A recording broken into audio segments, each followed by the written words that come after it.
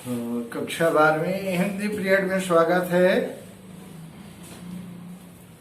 क्षणिक अपने इष्ट को सुरता करो। ओम शांति। पाठ तो उधर पढ़ रहे थे, लेकिन शुरू वाला अपन लोग नहीं देखे थे। रचनात्मक लेखन, निबंध अलग है, रचनात्मक लेखन अलग है। इसमें आपको कई बिंदु देखना है और पत्र भी देखेंगे। पत्र थोड़ा लिंक से हट करके है, तो रचनात्मक लेखन में अनुच्छेद लेखन देखेंगे और पत्र लेखन में कैसे कार्यान्वयन पत्र के बारे में देखेंगे। आलेख है, वो है रचनात्मक लेखन है। फीचर लेखन, वो भी रचनात्मक लेखन है। ठीक है। और पुस्तक की समीक्षा वो भी होना चाहिए। ये रचनात्मक लेखन है, तो कैसे लिखा जाता है? निबंध नहीं है, निबंध से हट करके।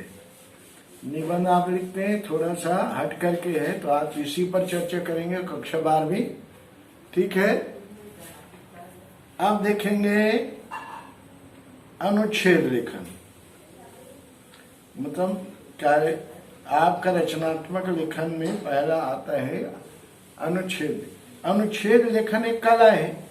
किसी विषय से संबंधित बातों का संक्षिप्त वर्णन करते हुए लिखने के लिए बड़े बुद्धि कौशल की आवश्यकता है। अनुच्छेद लिखते हुए भूमिका बांधने, निष्कर्ष देने की आवश्यकता नहीं होती। अर्थात इसे लिखते समय किसी निश्चित ढांचे में बंधने की अपेक्षा नहीं होती। दिए गए विषय को ध्यान में रखकर पूरे अनुच्छेद में उसी का विस्तार किया जाता है। ठीक है। भूमिका बांधने की आवश्यकता नहीं होती, निष्कर्ष देने की आवश्यकता नहीं होती। विषय को ध्यान में रखकर पूरे अनुच्छेद में उसी का विस्तार किया जाता है। अनुच्छेद लिखने के लिए कौन कौन सी बातें ध्यान में रखी जानी है, इसे विद्यार्थी नोट करेंगे, अपने कॉपी में नोट करेंगे, लिखेंगे और नोटेशन बनाएंगे। अनुच्छेद लेखन एक प्रकार की संक्षिप्त लेखन शैली है, अतः मुख्य विषय पर ही केंद्रित रहना चाहिए। ठीक है। दूसरा, अनावश्यक प्रसंग नहीं होना चाहिए। तीसरा, सभी वाक्यों का परस्पर संबंध होना चाहिए। चौथा बिंदु है केंद्रीय भाव व प्रारंभ व अंत में अवश्य होना चाहिए केंद्रीय भाव। पांचवी बात है भाषा सरल, स्पष्ट और प्रभावशाली होनी चाहिए। वर्तनी, विराम, शुद्ध भाषा का प्रयोग करना। और अनुच्छेद लेखन आपका 100-150 शब्दों में अनुच्छेद लिखा जाता है। ठीक है।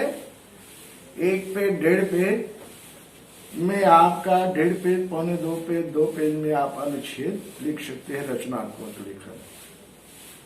और इस प्रारंभ में अंत में केंद्रीय भाव रहना चाहिए। भूमिका बांधने की आवश्यकता नहीं होती और पूरे विषय पर, पूरे अनुच्छेद में लेखन में विषय ही केंद्रीय भाव रहना चाहिए और कोई दूसरा लाग लगाव नहीं। इसमें भी बुद्धि कौशल की आवश्यकता होती है। पूरे अनुच्छेद में उसी का विस्तार किया जाता है और किसी का नहीं। दिए गए विषय को ध्यान में रखकर पूरे अनुच्छेद में उसी का ध्यान किया जाता है। ठीक है।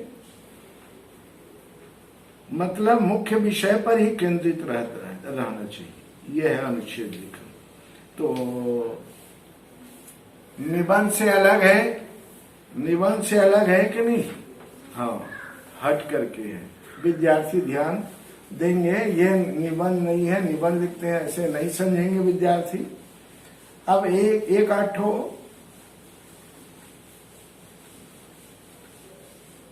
उदाहरण के रूप में देख रहे हैं। अध्ययन का आनंद। सभी के पास गाइड होगा, देखेंगे, ध्यान पूर्वक सुनेंगे और उसको गौर करेंगे और वैसे आप लिख करके बताएंगे कॉपी में। तो इसमें संकेत बिंदु क्या है? आपको विद्या और ज्ञान की प्राप्ति पहला, दूसरा अध्ययन सफलता का मूल मंत्र, और चौथा मनोरंजन का साधन और आनंद की प्राप्ति। ये संकेत बिंदु है। इतने बिंदु पर आप अध्ययन का आनंद विषय पर चर्चा करेंगे।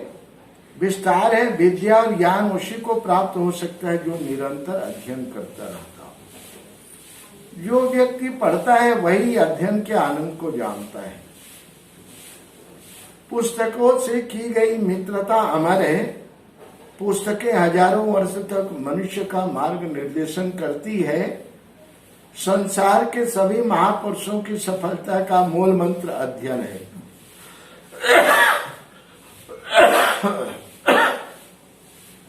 गांधी जी, तिलक, वीर सावरकर जेल में रहकर भी उत्तम साहित्य इसी कारण लिख सके, क्योंकि वे अध्ययन को आनंद का विषय मानते थे। किस विषय पर अनुच्छेद लिख रहे हैं अपन लोगों को? अध्ययन का आनंद। देखिए, शुरू और अंत में आना चाहिए। अब पूरे अनुच्छेद में उसी के विषय ही रहना चाहिए। आगे अध्ययन का आनंद। दिन भर काम करने के बाद मनुष्य कुछ मनोरंजन चाहता है। मोर्चा संभाले जवान हो, योजनाओं पर काम करने वाले अधिकारी हो, सभी पत्र पत्रिकाओं को पढ़कर मनोरंजन करना चाहते हैं।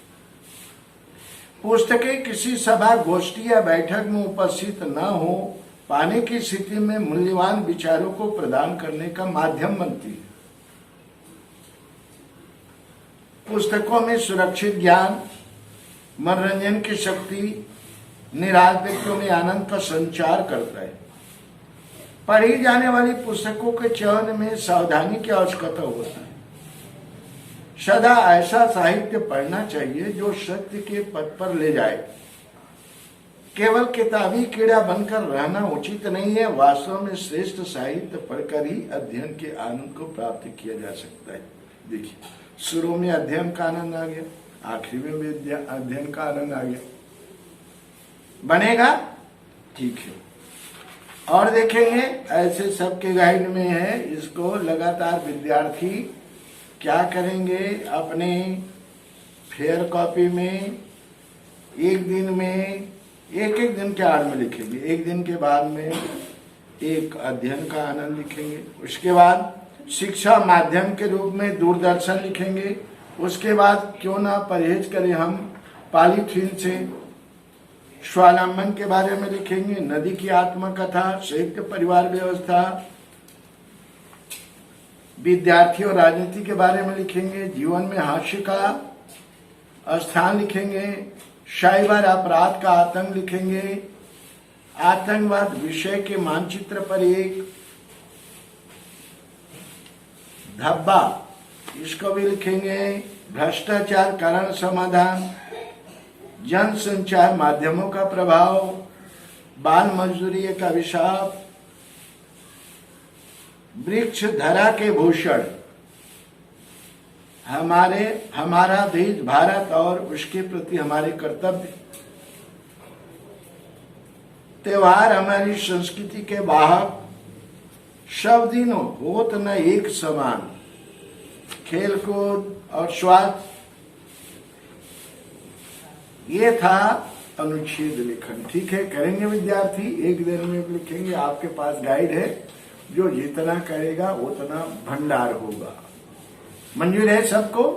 अब देखते हैं पत्र लिखना। पत्र लिखना तो साधारण है, लेकिन अब थोड़ा स्तर बढ़ रहा है तो थोड़ा ठंडे दिमाग से लेंगे। बढ़ते संचार माध्यमों के इस युग में पत्र लेखन का विशेष महत्व है। पत्रों के माध्यम से हम अपने इष्ट मित्रों और आत्मीयों से जुड़कर अपने मनोभावों, विचारों को एक दूसरे तक पहुंचाते हैं। पत्र के माध्यम से प्राय देखा गया है कि जिन बातों को हम संकोच के कारण कह नहीं पाते, उन्हें पत्र में आसानी से लिख देते हैं। पत्रों द्वारा हम सगे संबंधियों, मित्रों से संबंध बनाए रखते हैं। इनके द्वारा घरेलू बातों के साथ देश काल के बातों का भी परस्पर आदान प्रदान किया जाता है। ठीक है। वर्तमान समय में व्यापारिक संबंधों में भी पक्षों का प्रयोग होने लगा है।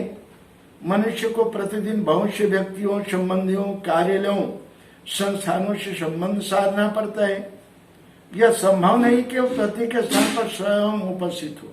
अतः सबके लिए सरल साधन क्या है? पत्र लेखन।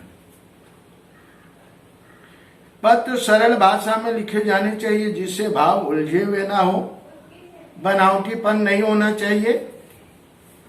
पत्र लिखने का मूल उद्देश्य स्पष्ट होना चाहिए। अच्छा पत्र वह जिसमें पत्र लिखने वाला अपने विचारों को प्रभाव डाले, ढंग से समझा सके, वो अच्छा पत्र है।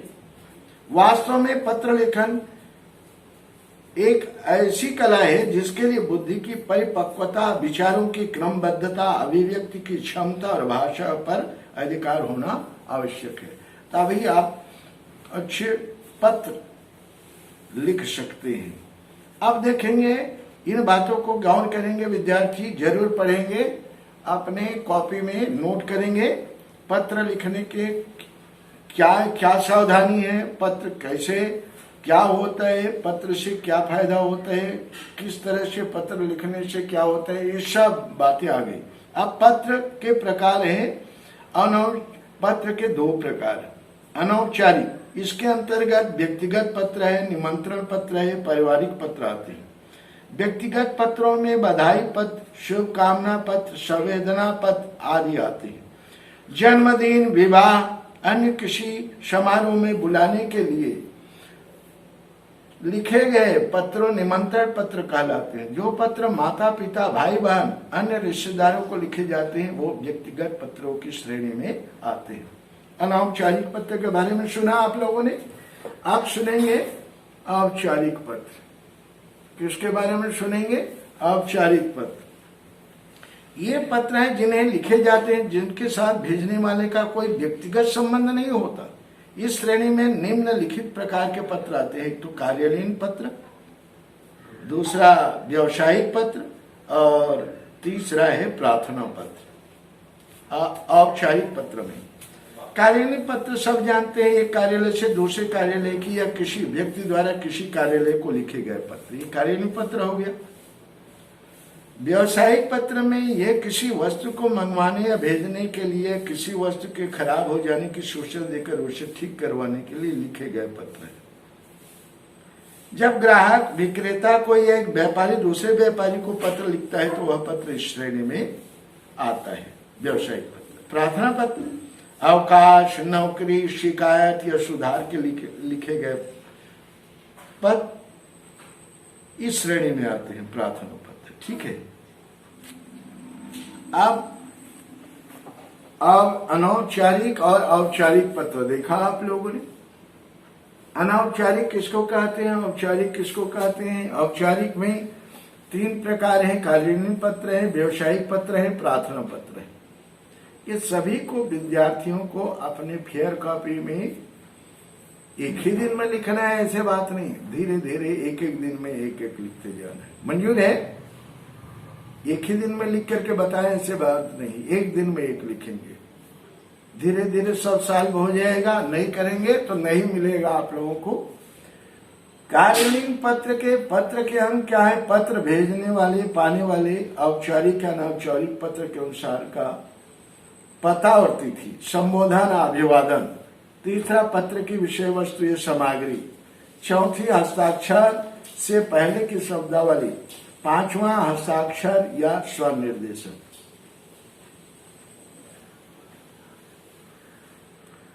इसी में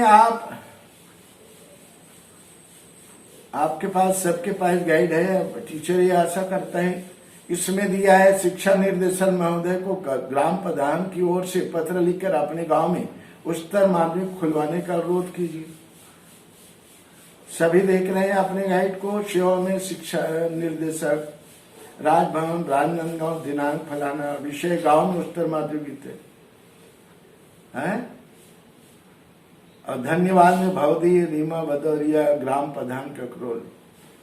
उसी तरह आपके गाइड में है, किसी दैनिक समाचार पत्र के संपादक को पत्र लिखिए, जिसमें जगह जगह आवारा घूमने वाले पशुओं की समस्या की ओर जनता और संबद्ध अधिकारियों का ध्यान खींचा गया। दैनिक समाचार पत्र के संपादक को लिखना है, किसी अधिकारी को नहीं लिखना है। तो क्या लिखेंगे? सेवा में मुख्य संपादक, नवभारत नई दिल्ली, दिनांक 12 नवंबर 20। विषय जगह जगह आवारा घूमने पशु हेतु। ठीक है, अब उसके बाद डिटेल से लिखेंगे और उसके बाद धन्यवाद आखिरी में लिखेंगे, भवदी में नाम लिखेंगे, अपना पता भी लिखेंगे और जगह का नाम। तीसरा है गृह मंत्रालय भारत सरकार की ओर से शिक्षा मंत्रालय भारत सरकार के कर्मचारियों को हिंदी भाषा का प्रशिक्षण देने हेतु पत्र लिखी। देखिए कैसे पत्र लिखा है। यह आइडिया पहले नहीं था। बीमारी के लिए, छुट्टी के लिए और किसी के लिए, द्वितीय पति, टीसी, अंकसूची के लिए आप लिखते थे। ऐसे ऐसे पत्र ये पहले दफे है, अगले साल से चालू हुआ है। ये इनको विद्यार्थियों को लिख के लिखना है, तो अक्षर आपको आइडिया हो जाएगा। देखिए, गृह मंत्रालय भारत सरकार नई दिल्ली, पत्र संख्या इतना प्रेषक आर के मुखर्जी, सचिव गृह मंत्रालय भारत सरकार, सेवा में शिक्षा मंत्रालय भारत सरकार के कर्मचारियों को हिंदी प्रशिक्षण महोदय विषय लिख। धन्यवाद में भवदी आर के मुखर्जी, सचिव गृह मंत्रालय भारत सरकार। खुदा न खास्ता आप ऐसी पढ़ करके क्या है, कोरोना वायरस के चलते आप क्या अधिकारी बन जाएंगे, आपको बड़े अधिकारी बन जाएंगे, तो कैसे आदेश प्रसारित करेंगे? ये सब आइडिया है, सब करेंगे। अपना गाइड देखेंगे विद्यार्थी, टीचर आशा करता है सभी विद्यार्थी करेंगे। एक ही दिन में नहीं लिखना है, आपको एक दिन में एक लिखना है। ऐसे करते जाएंगे, सब आइडिया मिलेगा। दूसरा है कॉलेजों में होने वाले रैंकिंग के रोकथाम करने को भारत सरकार द्वारा राज्य सरकार को लिखा गया। गृह मंत्रालय भारत सरकार लिखते हैं राज्य सरकार को, कैसे लिखा जाता है इसका भी देखेंगे। ठीक है। मानव संसाधन विकास मंत्रालय भारत सरकार की ओर से उत्तर प्रदेश को शिक्षा सचिव को पत्र लिखिए। ठीक है, करेंगे। और ये सभी आप अपने ये कॉपी में, जिसमें आप व्याख्या वगैरह लिख रहे हैं, प्रश्नोत्तर लिख रहे हैं, इसको लिखना है। एक दिन में एक लिखना है, एक ही दिन में आपको नहीं लिखना है। टूक से लिख करके नहीं बताना, अपने पैर में कुल्हाड़ी नहीं मारना। मंजूर है सबको मंजूर है। देखेंगे इसमें कौन कौन आने लायक है, जो नहीं बनता है उसको सबको देख लिए रहेंगे और लिखेंगे। ठीक है। चुनाव के दिनों में बड़े शोर ध्वनि प्रदूषण नियंत्रित करने अपील करते हुए थानाध्यक्ष को पत्र लिखिए। अंशकालीन नृत्य हेतु जनगणना आयुक्तों को लिखिए, जनगणना कार्य हेतु। बहुत ही सुंदर है। आप इसमें अभ्यास के लिए एड्स एक भयानक रोग है। अभी कौन सा है? कोविड-19 भयानक रोग है। रोकथाम हेतु महाराष्ट्र राज्य सरकार द्वारा भारत सरकार को एक पत्र लिखिए। लिख सकते हैं कोविड-19 के बारे में, तो ऐसे कोविड-19 के बारे में लिखेंगे, ये लिखेंगे जरूर। ठीक है। अब ये हो गया आपका पत्र लिखन वाला। करेंगे विद्यार्थी। अब आपको थोड़ा और विशेष लेखन मतलब रचनात्मक लेखन की श्रेणी में आता है। विशेष लेखन किसे कहते हैं? समाचार के अलावा सामान्य लेखन से हटकर किया गया लेखन विशेष लेखन कहलाता है। इसके अंतर्गत खेल, व्यापार, सिनेमा, विभिन्न क्षेत्रों की घटनाएं, विचार, समस्याएं आदि आते हैं। इस प्रकार के लेखन की भाषा शैली समाचार की भाषा शैली से अलग होती है। पत्रकारिता के भाषा में इसे विट लेखन कहते हैं। ठीक है। यह विशेष लेखन। विशेषीकृत रिपोर्टिंग का अर्थ स्पष्ट कीजिए। सभी विद्यार्थी अपने कॉपी में, फेयर कॉपी में लिखेंगे। विशेषीकृत रिपोर्टिंग का अर्थ है लेखक को संबंधित विषय की गहन जानकारी होना चाहिए।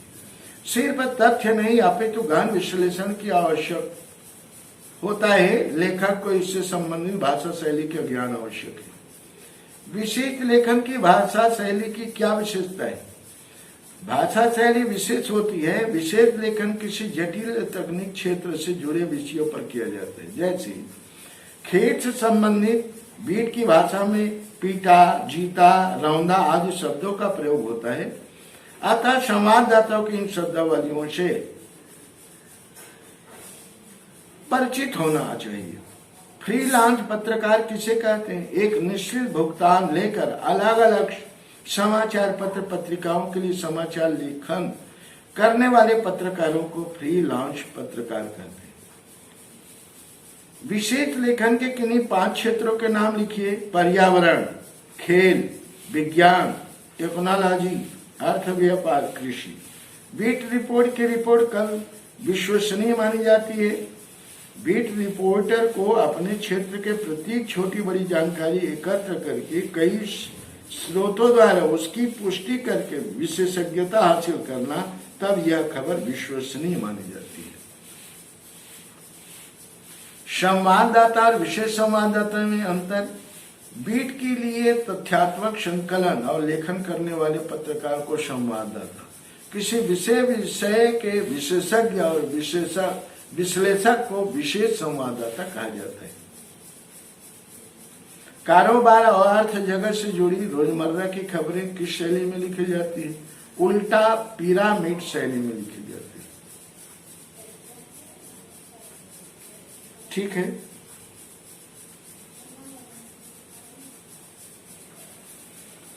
और रचनात्मक लेखन में ये रिपोर्ट लिखना भी आ जाएगा। प्रतिवेदन, जब हम आपस में बातचीत करते हैं उसे संवाद कहा जाता है। संवाद का शाब्दिक अर्थ कहने, सूचित करने,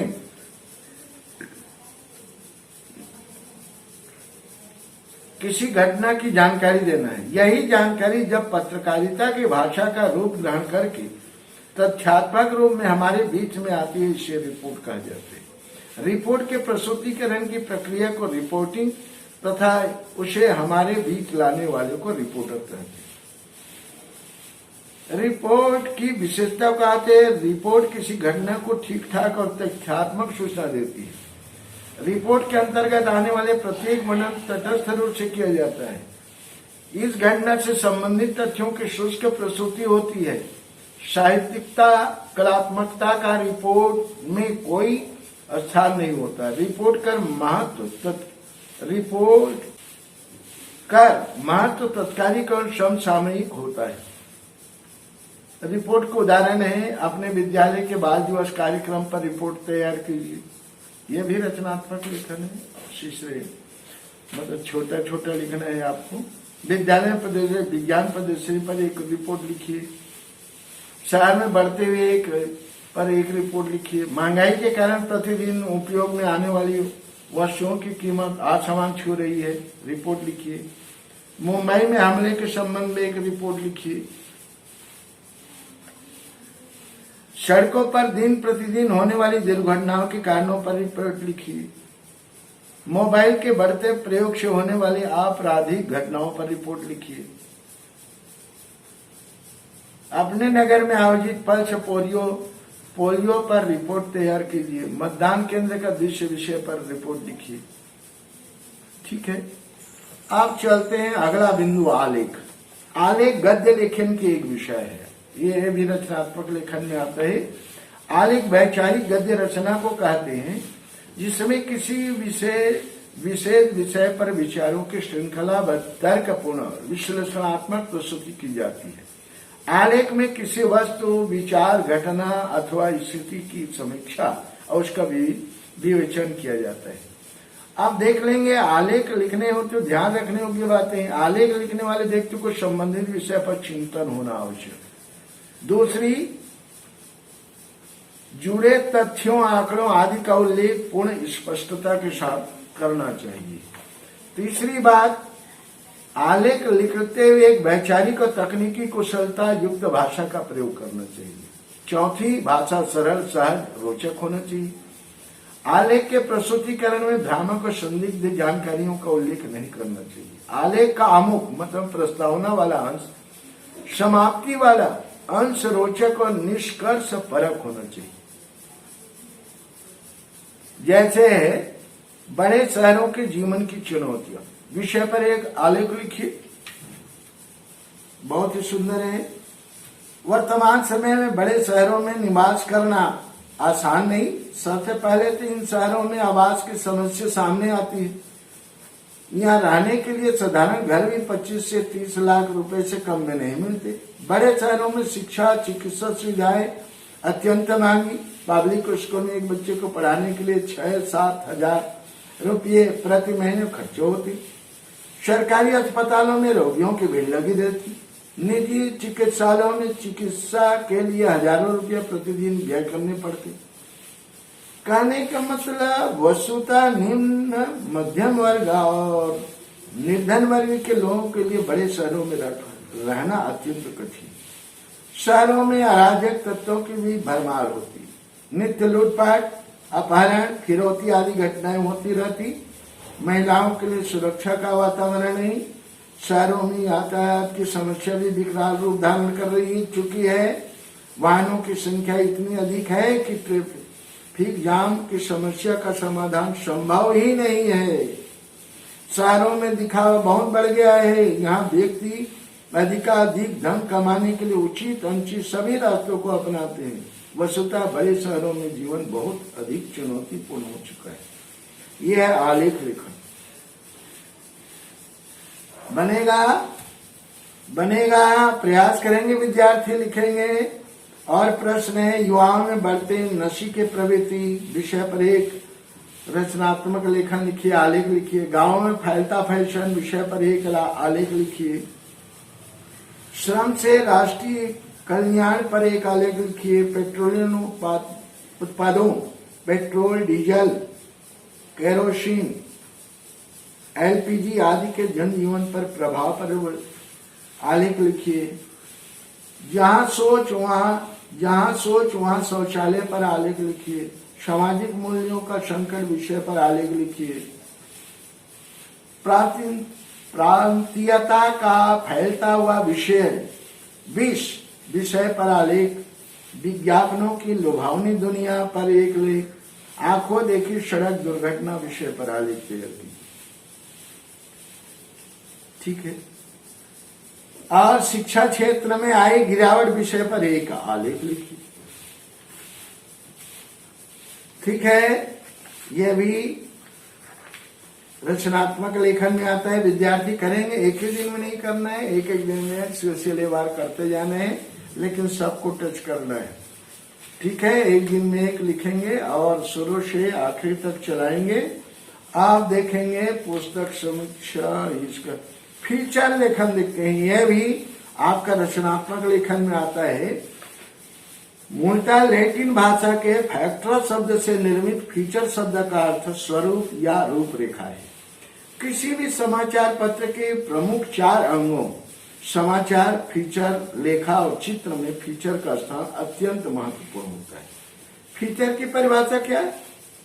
फीचर एक ऐसा सृजनात्मक और कुछ हद तक स्वानुभूति मूलक लेख है जिसका गठन किसी घटना, स्थिति, जीवन के किसी पक्ष के संबंध में पाठक को मूलतः जानकारी देने एवं उनका मनोरंजन करने के उद्देश्य से किया जाता है।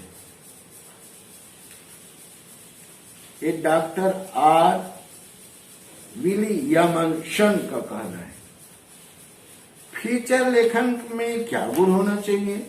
फीचर लेखन में विश्वसनीयता होना चाहिए, सरलता और सहजता होना चाहिए, प्रचलित शब्दावली का प्रयोग होना चाहिए, रोचकता और संक्षिप्तता होना चाहिए, प्रासंगिकता होना चाहिए। अब बताएंगे, ये तो गुण हो गया। फीचर के उद्देश्य क्या है? इसका मुख्य उद्देश्य ज्ञानवर्धन करना है या पाठकों को किसी विषय की गहनता से परिचित कराना है। ठीक है। दूसरा, पाठकों को सोचने समझने के लिए प्रेरित करता है। फीचर लेखन पाठकों को ज्ञानवर्धन करने के साथ साथ उनका मनोवैज्ञानिक स्तर पर मनोरंजन भी करता है। ठीक है। त्योहारों, प्रश्न है त्योहारों के नाम पर आप विषय पर फीचर लिखिए। चुनाव पूर्व सर्वेक्षण विषय पर एक फीचर लिखिए। आम नदियों की स्वच्छता हमारा नैतिक दायित्व का पर फीचर लिखिए। आंतरिक समस्याओं से जूझता हमारा देश विषय पर फीचर लिखिए। पढ़ाई लिखाई से वंचित बचपन विषय पर फीचर लिखिए। बहुत महत्वपूर्ण है, इसको विद्यार्थी करेंगे। बढ़ रहा है स्वाइन फ्लू के जगह में आप बढ़ रहे हैं कोविड-19 विषय पर एक फीचर लिखिए। धनोपार्जन के मूल्यहीन तरीके विषय पर फीचर लिखिए। प्रकृति के रख रखाव के प्रति उदासीन आधुनिक मानव विषय पर फीचर लिखिए। खाद्य पदार्थों में मिलावट की समस्या पर फीचर लिखिए। यातायात के बढ़ते साधनों पर एक फीचर लिखिए और महिलाओं के विरुद्ध बढ़ते अपराध विषय पर एक फीचर लिखिए। ठीक है, इस तरह से आप लोगों को रचनात्मक लेखन के बारे में जितना इम्पोर्टेंट बिंदु है, पत्र लेखन है, रचनात्मक लेखन है, कार्यान्वयन पत्र है, अनौपचारिक और औपचारिक, इसके बारे में आप सिलसिलेवार लिखते जाएंगे। मंजूर है सबको, विद्यार्थियों को सभी धीरे धीरे करते जाएंगे। कोई बहुत बड़ी हवा नहीं है, थोड़ा अंतर है। ये निबंध जो आप लिखते थे उसके जगह में आप एक दिन में एक दिन के आड़ में आप इसको लिखते जाएंगे। मंजूर है सबको, सभी को मंजूर है विद्यार्थियों को। इस तरह से मैंने क्या किया, कार्यान्वयन पत्र के बारे में हो गया और रचनात्मक लेखन के बारे में भी आप लोगों को। अब पठित गद्यांश पद्यांश तो आप शुरू से 9वीं कक्षा से और पहले से करते हुए आ रहे हो, उसको भी बीच बीच में आपको लिखते रहना है, ध्यान देना है, तभी आपसे बनेगा, नहीं तो सरल बात भी नहीं बनेगा। उसके बाद आपका गद्य के विधा है, कहानी है, नाटक है, कुछ है, उसके बारे में मैं आप लोगों को बताऊंगा फिर कभी। ठीक है, तो विद्यार्थी करेंगे सभी विद्यार्थी। चलिए आज यही समापन करते हैं। सभी विद्यार्थी अपने फेयर कॉपी में नोटेशन बनाएंगे और जो लिखे रहते हैं उसको असाइनमेंट जमा करने के लिए लाते हैं, मोबाइल में भेजते हैं, अलग बात है। और जब आएंगे तो असाइनमेंट जमा करने के लिए आएंगे तो वो भी लेते आइए, आनंद आ जाएगा। लिखते हैं कि नहीं लिखते हैं पता तो चलेगा टीचरों को। ठीक है, चलिए परमात्मा को सुरता कीजिए। छड़ी